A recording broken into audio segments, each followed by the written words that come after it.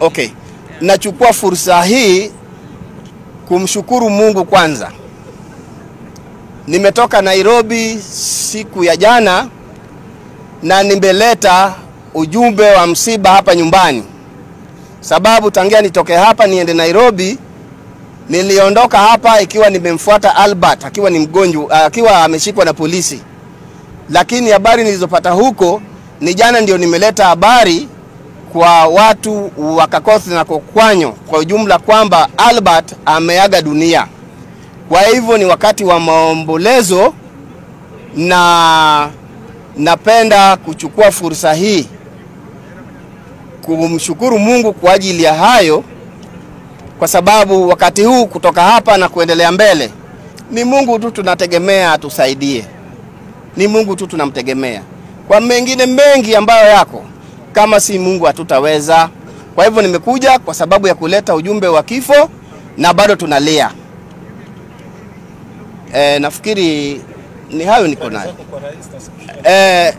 Kama nilivyosema hapo awali, nilipotangulia kusema ya kwamba namshukuru Rais kwa kuchukua kijana wangu Albert Omondi kama kijana wake na kuhisi kuona kitu, sababu wengi wameaga dunia jana, hata juzi, hata wiki jana, lakini alichagua kuchukua mzigo huo kama wake ili akaweze kusema pole kupitia kwa simu yangu.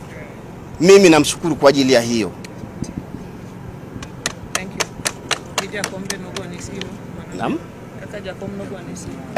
Mwenye mzee Raila Amolo Odinga ambaye pia ni mzee wetu alichukua fursa ya kunipigia simu akiwa nje ya nchi, na tukazungumza na yeye, akanipa pole yake.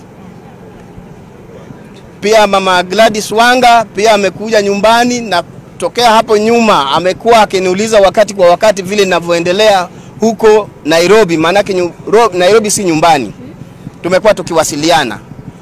Pia siwezi kumsahau Daktari Eve Obara ambaye pia amesimama kando yangu, na anaendelea kuuliza kama kuna jambo lolote tunaweza kusaidiana kama wanadamu. Kwa hivyo nasema asanteni. Swala la kuhusiana na msiba huu ni mkubwa. Msiba ni kubwa, na sisi kama boma hili mnavoliona hatuwezi kumudu kuwagaramikia gharama ya msiba huu.